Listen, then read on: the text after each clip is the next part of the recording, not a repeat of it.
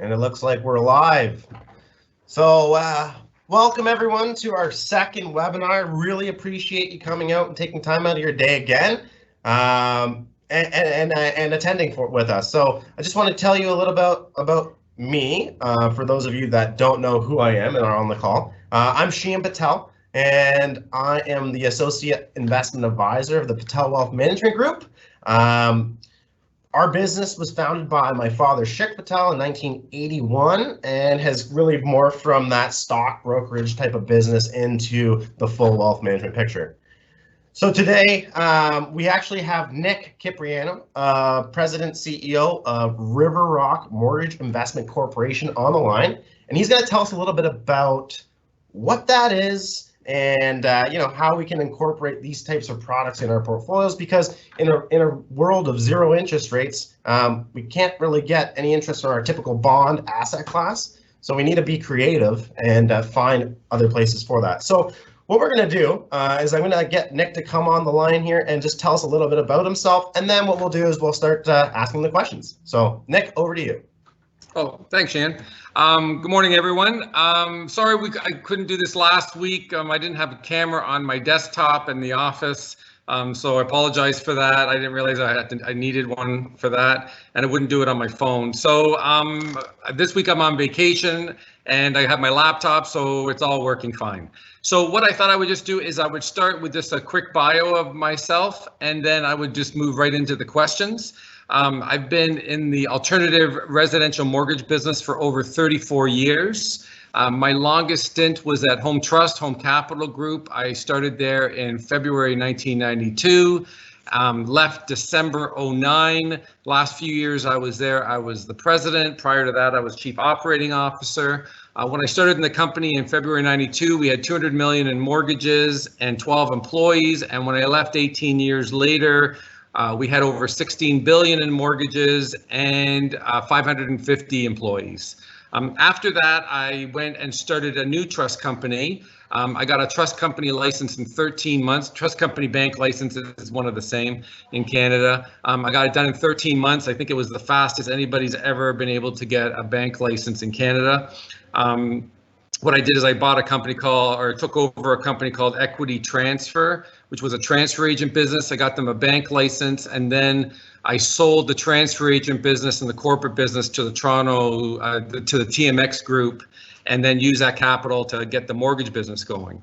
But what I noticed in 2012, the regulatory environment was changing quite dramatically. Prior to 2012, the regulators, OSFI, the Office of Superintendent of Financial Institutions, would basically say, you have your policies and procedures, we'll come and audit you, and as long as you're following your policies and procedures, everybody's good to go. But in 2012, they introduced what they call B20. You can go on the OSFI website and look it up. And what they did is they put rules and guidelines that became very prescriptive. So what they did is they put a definition around what an alternative mortgage was. And they said if it meets this definition, you can no longer go more than 65% loan to value. And here's all the documents you require. And every year they would add more and more onto B20. In 2018, you probably heard about the stress testing. That's all part and parcel of B20. So in 2014, I basically left there and started up a Riverrock Mortgage Investment Corporation, because what I found was by all these regulatory changes, they really sucked all the juice out of that trust company, bank company model when you're small. So I started up Riverrock in 2014. We're exclusively a residential lender, and we've been going since then. So I think that's kind of my background. If you look on our website, riverrocknick.com, you can see more information about the website and about the company, but I'll answer any questions you have going forward now. Thanks, Nick. No problem. Just waiting for it to pan over back to me. So for those of you on the line, obviously this is he's in the business of giving people money. Those are the people that can't get traditional bank loans or mortgages for their homes. So this is the type of product. So I want to jump into the first question here. Nick, what is a mortgage investment corporation? So a mortgage investment corporation is a flow-through corporation. So mortgage investment corporations pay no tax.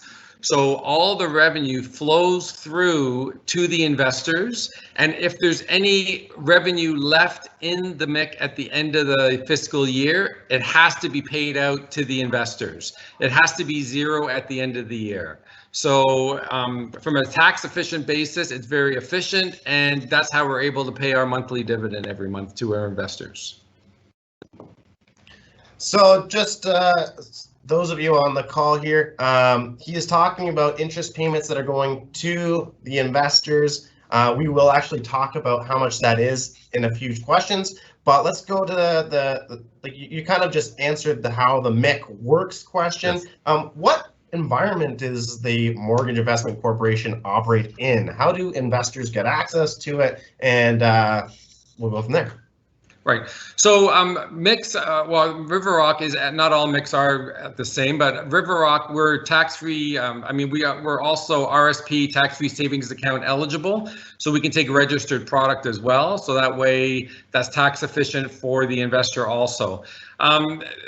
With Riverrock, we're on FundServe, and we have a FundServe code, so you can just order, put your order in or ticket in that way.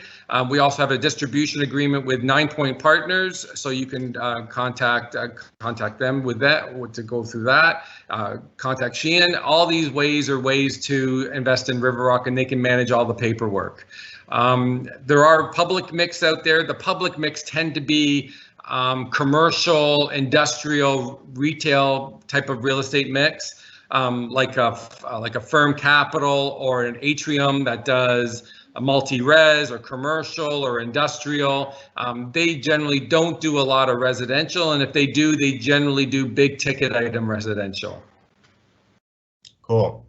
Yeah, so when he was saying FundServe, so everyone does know that is, buying the product in a mutual fund form. We do own this for our clients, and we do think it's a good diversifier to people's portfolios. I want to ask, I actually have a question that just came in. Sure. Since you have this is a mortgage investment corporation and it's residential mortgages, what's the breakdown between first mortgages and second mortgages inside of the fund? So right now we're 70% first mortgages. The rest are second mortgages. We do not do third mortgages. And our second mortgages, we will only go behind a bank or a credit union. We won't go behind a private lender or another MIC. It only will on the seconds. Our risk model is a little tighter than we would on a first. Fantastic. Thanks for answering that question, Nick. So I guess let's just talk a little bit about why investors should incorporate a MIC inside of their portfolio. Specifically, maybe the registered accounts or even non-registered accounts. Right. So provided you choose the right MIC for you, I think they're an excellent part of your portfolio. I think alternatives in today, with this low rate environment we're in today, and with the stock market being kind of all over the place and a lot of unknowns there, with Riverrock, we're a steady Eddie return on a monthly basis. Our F-class share trades at 7 points, or provides a dividend of 7.75%. If you participate in the DRIP, the dividend reinvestment program, you end up with about an 803, which is a very good return based on what's going on in the environment today. And also the fact that we're only residential, and over 94% of our portfolio is owner-occupied residential middle-class homes. You're at the lowest end of the risk on the real estate risk curve. Thanks, Nick. Yeah, no, I agree with that. The returns are amazing, actually, for what we're trying to do here. When we put it in our portfolios for our clients, we are adding it to increase the income of the portfolio. Now, these investments are typically a little bit less liquid. Let's talk about the liquidity standpoint, because I mean, you are giving people, $300,000-$400,000 to have a home. Right. So this is a good way to invest in real estate without actually having the real estate. Let's talk a little bit about the liquidity and that stuff. Yeah, so basically, when you purchase a Riverrock share, you can get out with 6 months notice. So you purchase the share and then you need your funds, you put your written request in, and then in the 6 months notice, so then on month 7th, we distribute the funds. Unlike many other MICs that you might have read about during this pandemic situation, we haven't gated the fund at all. We've been completely open through this whole process, and we haven't changed our monthly distribution either. Fantastic. So is it safe to say that the Riverrock MIC saw no defaults during this period of time, or is there defaults? Well, there's a difference between defaults and losses. Defaults means somebody's just currently not paying, but it doesn't mean you won't get all your money back, right? You start your action or you apply some common sense to the clients, and then they come up with the money or give them a solution. A lot of times there's a lot of solutions with these files, right? So they might be delinquent, but it doesn't mean that they will experience a loss. So in over the 6 years that we've been open, we've experienced 0 losses. And over the 6 years, we have sold 7 properties, but we have never taken a loss. That's incredible. That is absolutely incredible. I mean, those are great. We have a proprietary underwriting model that we put a tremendous amount of due diligence on the appraisals. We have a list of appraisers that we use in the designated markets that we lend in. We have a triple check methodology on reviewing their appraisers, because our view is anybody can have a bad day.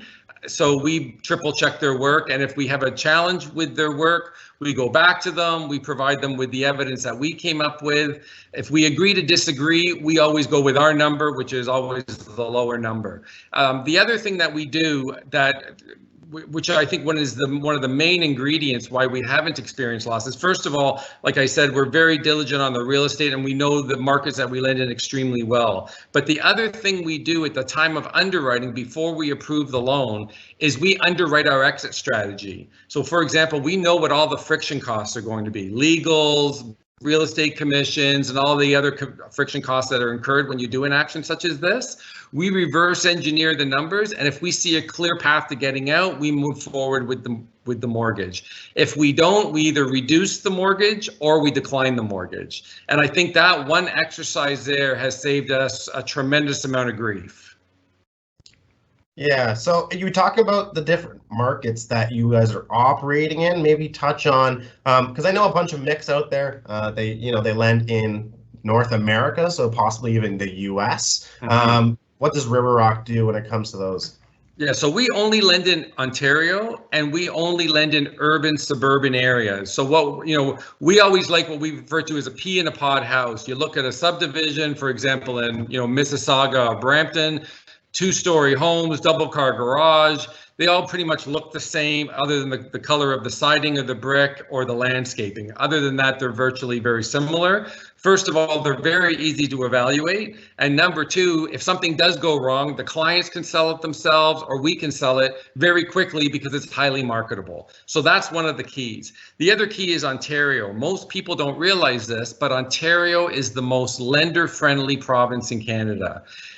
Western Canada uses a foreclosure process, takes approximately 12 months to get permission from a judge to get permission to list the property. Judges are very empathetic and sympathetic to homeowners, so if the borrowers go forward to the judge and ask for another 60, 90 days, they're generally granted it. Quebec uses civil law, which is very laborious and slow, and as a lender, you have to eat most of the costs. And in the Maritimes, they use Old English law from the 1800s, which is very laborious and slow.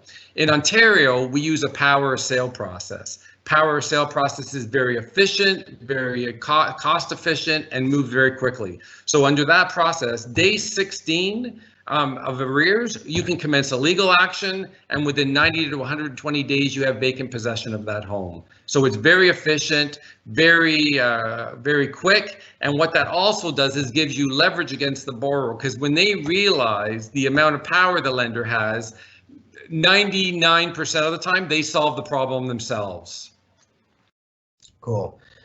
So I guess let's talk about Riverrock versus some of the other bigger competitors out there. I'm going to leave the names of those competitors off this, but if anyone actually wants to know more about the different products out there, Sheean and I are here to educate all of you. Call us at 905-849-3549 or just email me at sheean.patel@nbc.ca and we can set something up. But I think it's important that we talk about Riverrock versus some of the other ones. Right.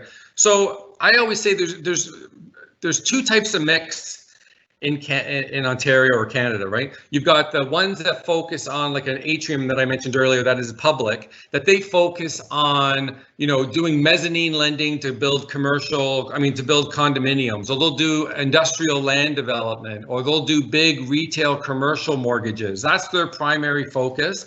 And if you look at the bios, or you look at their websites and you look at the bios of the management teams, these individuals are very sophisticated. They've worked at banks, they've been in the venture capital business, they have a tremendous amount of risk management experience, operational experience, and credit risk experience. And you can see that very clearly by the bios. Now, when you get into the residential mix space, which Riverrock is in, the profile of the people operating these companies are very, very different. The vast majority of them are mortgage brokers who basically just thought that this would be a nice complementary adjunct to their business. And they get these things up to about 5 or 10 million by passing the hat around to family members and friends, and they kind of use it as a supplementary income to their mortgage brokerage business, which is their primary business. And also, when you look at their websites, the vast majority of time they don't even list the management or the bios, and if they do, all their bios it says is they've been basically in the sales business of mortgages. They've been business development managers or mortgage brokers, but they've never had credit risk, operational risk, and risk management experience. So, you look at the last 10 years, and the last 10 years have corrected most of your mistakes. So you don't even know you've made them. My family was in the real estate business in the early 80s when rates went up to 21%. I lived through the real estate meltdown in the early 90s when I was at Home Trust, when values dropped 25, 30%, commercial values dropped 50%. I lived through the liquidity crisis in 2007, 2008, and now I'm living through this pandemic situation, which I'm managing, which I was prepared for. So I think that's the difference. Like I always say, just because I eat in a restaurant doesn't mean I know how to run a restaurant, right? And running a mortgage portfolio, adjudicating, risk management, operational management, it is a skill set onto its own. And I find the vast majority of residential mix, when you read the bios, just don't have that. Thanks, Nick. No problem. So actually, just to piggyback on what you were just saying there, let's just talk about the size of the MIC from conception to now, maybe the number of mortgages you have in the MIC from when it started and where you are today. Right. So when we started, we just kind of, me and my partners just kind of put our own money in, and because for the first year I just wanted to always run trades. I've never run a MIC, and there is nuances that are different. So for the first year, we just funded all the mortgages with our own money because I wanted to figure out where the bugs were and the soft spots. I didn't want to take on strangers' money and lose it. So I was going to make a mistake. I want to make a mistake with my own. So the first year we just did it that way, and we got to about $10 million.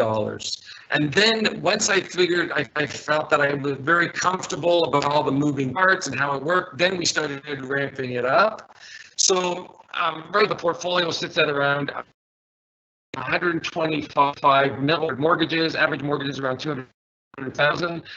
What's interesting about the MIC business, though, you get a lot of churn, and what I mean by churn is a lot of payouts, about 40% payout every year. So this year we were going to do, the pandemic hit, so that threw our numbers off. But after the first quarter, we were on track to do 150 to 200 million in new originations. But we would only need approximately $75 million of new capital to do those numbers because of the churn. You see what I mean? Like, it's like we do 200 million of new mortgages. We don't need to raise 200 million of new money because we have a lot of churn. And then you also have the drip every month, the dividend reinvestment program. The money just keeps rolling in. That because they don't take the dividend, they roll it back in. So you've got that money, you've got the payout money, and then you're bringing in new investor money. What makes us a little more unique, and I'll add one other point. What makes us unique to other mix is we pay out the target yield first, and then we take our management fee second. So if there isn't enough money for the management fee, we eat it out of ours. So, and you say, well, how would that happen? So I'll give you an example. Last year, our predictability analysis on payouts wasn't quite as fine-tuned as it is today. And we took in cash and payouts were a little higher than we were, so we had interest rate drag. So what I mean by interest rate drag is we were sitting on cash paying the 7.75% for that money, but we hadn't had that money deployed. So in that case, we eat the drag out of our management fee. We don't pass that along to our investors like everybody else does. Oh, that's really good to know. Possibly getting cheaper fees on an amazing product that you guys run. I thought it was pretty nice what he said before too. You know, even though you go and eat at the restaurant, you don't know how to make the food. That's kind of the same way that Sheean and I work. We actually have to pair up with people that know their specialties in different asset classes. Nick is one of those people. Residential mortgages is his bread and butter, and that's why we use people like him. So I don't see any more questions coming in. You did break up. Did you say 250,000 was the normal mortgage size? No, around 215, 220. Okay. Because 70% of the portfolio are first, so they're larger. But on seconds, seconds might be 50,000, 75,000. So that's what brings the average down a fair bit. But we only have right now, about, I think, around 5 or 6 mortgages on our books where the property is valued over $1 million. We like that under $1 million market, right? Like, we think that is the market that's very user friendly. For example, we talked about the rule changes.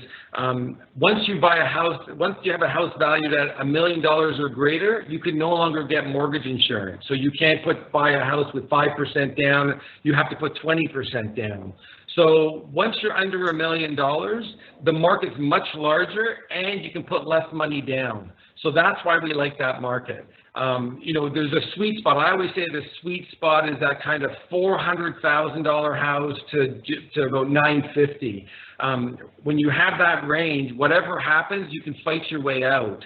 And you say, well, where do you find a $400,000 house? Well, you can get some townhouses in Hamilton or townhouses in St. Catharines, even a detached house in St. Catharines, 400, 425, 450. So they do exist. You just have to make sure you know the area, that it's marketable, and everything else. But we like those houses in that 400 to 950 price range. That's our sweet spot. Thanks, Nick. So I just want to kind of highlight that this type of product is the ride that you're going to get. So if I was to give you $100,000 today, what would it feel like for me as an investor? Can you highlight that, Nick? And then I think after that, if there's any more questions, we'll answer them, and then we'll be done. So Nick, over to you. So it's pretty simple. So what we do is you get your $775. You get money deposited into your account every month that you provide us. Every month we publish a fact sheet on our website that basically gives you a breakdown of the portfolio with respects to geographical types of properties, loan to value, geographic distribution, weighted yields across the thing. The other thing that we do is all of our mortgages are 12-month terms, right? So it's a constant churning. Like I always say, we're a parking lot, right? People don't come to us for life. They come to us because I always say bad things happen to good people. They get sick, a spouse dies, they lose their job, something happens that, the speed bump of life, and they have to regroup, and then before they get back to the bank. So I always say we're a parking lot. So we publish a fact sheet every month, and then twice a year I produce a letter to shareholders. Every January it goes out, and every July it goes out, basically giving my views of the market and another snapshot of the market, of our portfolio, and where I see things going. Fantastic. Nick, thank you very, very much for coming on today. I think our viewers definitely learned a couple things, and we probably are going to continue to keep giving you a little bit of more money, because just the way it works for our portfolios, for our clients, they're typically on their way to retirement or in their retirement and have way too much money. So we could put some money towards your product, and like you said, the ride is pretty simple. You just get interest, and you don't have to worry about your principal eroding. So on that note, I'm just gonna say thank you very much. I don't see any more questions coming in, and I hope to. If anyone has any questions for us, please again call me at 905-849-3549 or email me at sheean.patel@nbc.ca. And if you want to talk to Nick personally, we can do that too. All right, everyone. Thank you so much. And have a great afternoon. Cheers. Thank you. Bye-bye. Thank you.